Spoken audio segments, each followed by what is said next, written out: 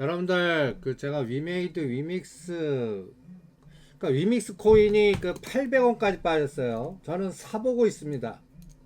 900원, 800원, 500원까지 빠져라 하고 있고요. 그리고 이거 무슨 소설 같은 얘기인데 여러분들한테 이 자료 올려드렸어요. 저 김민국 의원 그 지금 탈당했죠. 제가 반드시 탈당하는데 검찰 조사는 더 강화될 겁니다. 제가 여기까지 확산되는지 볼래요. 이게 상장 페이지 되기 전에 분명히 로비가 들어갔을 텐데 이게 이제 그 수량 차이 위미스 예상 발행량이 2억인데 실제 거래소 확인한 게 3억 그러면 이게 어디로 꽂혔다라고 생각해 보십시오. 그럼 난리 난다고요. 이것까지 들춰질까봐 내부자가 폭로할까봐 여기도 그 내부자 폭로가 나올까봐 저는 제일 걱정이에요. 그래서 내년도 그 총선이 시작됐구나. 여러분들 이게 이슈 우리가 킹 영화 봤듯이 이 이슈가 나오니까 여러분들 이 얘기 싹 들어갔잖아요. 어떤 얘기가 완전히 모든 타겟이 김남국 의원 그 위메이드 로비설이냐 하늘에서 또 그 이 구자로 꽂혔냐 그리고 이 사람만 아니고 여기에 패밀리들이 있습니다. 그리고 우리가 옛날 대선 전에 이분이 그 이낙연 후보 갖다 여기서 선봉장에서 죽이기 선봉장 이재명 캠프의 선도주자 그런데 지금 팽당하고 있잖아요. 그러면서 실제로 이제 이 얘기 싹 들어갔어요. 돈봉투 얘기, 전세 사기 얘기. 이슈가 이슈로 덮었다 생각 안 하십니까? 그래서 이 부분이 저는 이재명 대선 펀드까지 갈지 한번 볼래요. 그러니까 간단히 예를 들어서 이 부분은 탈당했다고 끝나는 게 아닙니다. 이게 코인 시장에 영향을 미칠 거예요. 그래서 게임주라든지 그쪽 관련된 좀 뭐 옆에도 가지 말라고 그러는 겁니다. 제거법으로. 내년 4월까지요. 내년 4월까지요. 이게 어디까지 갈지 한번 보자고요. 그리고 이게 되면서 여러분들 제가 주말에 주문을 하나 해놨습니다. 이 시점에 대한민국 생존 전략이라고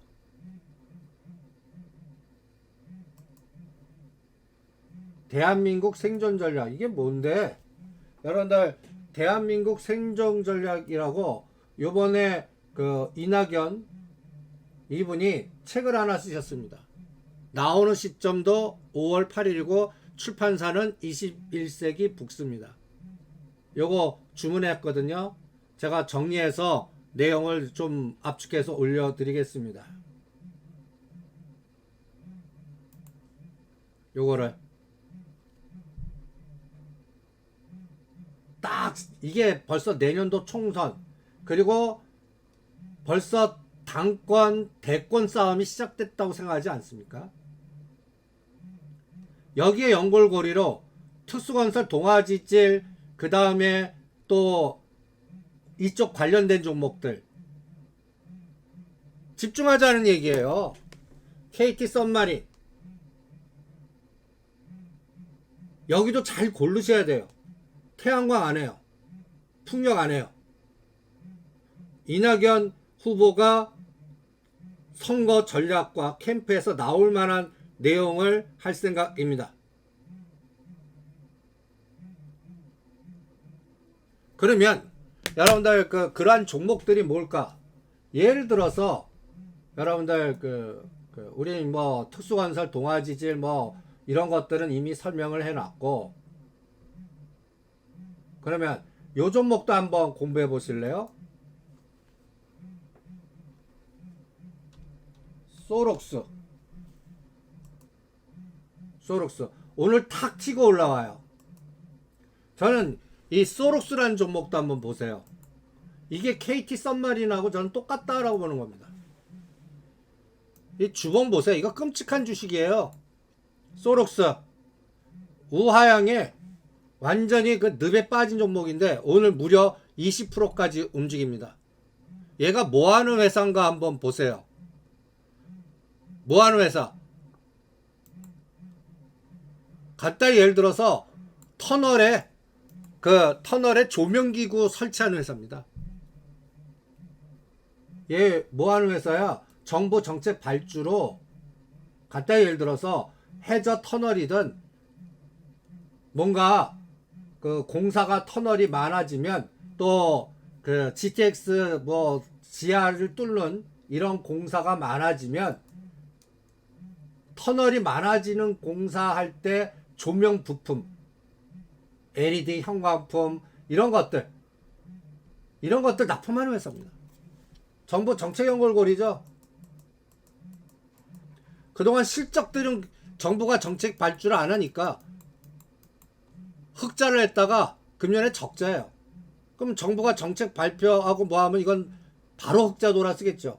이런 종목들이 특수건설, 동아지질, 그 다음에 KT 썬만 이런 거예요. 이제 이런 거 하라는 얘기예요. 3년자 65,000원, 종합주가율 2,500입니다. 그래서 아이텍 미래반도체라든지 AD테크놀로지라든지 DB하이텍 DB라든지 반이라도 끊어라라든지 아니면 냅뒀다가 추가 매수는 이게 안착되면 하겠다. 각자 리스크 관리 안개 낀작이니까 이런 전략을 세워드린 겁니다.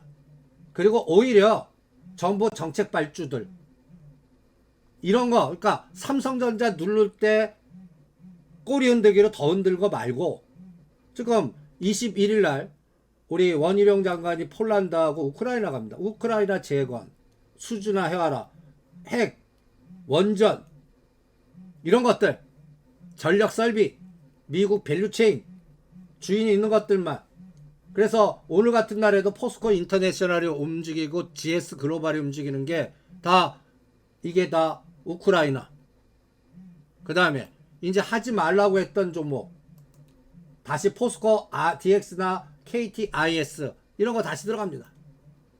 그동안 하지 말라고 그랬죠. 이제 됐어요. 지금 뭐 오늘부터 들어가서 떨어지면 더 모으겠습니다.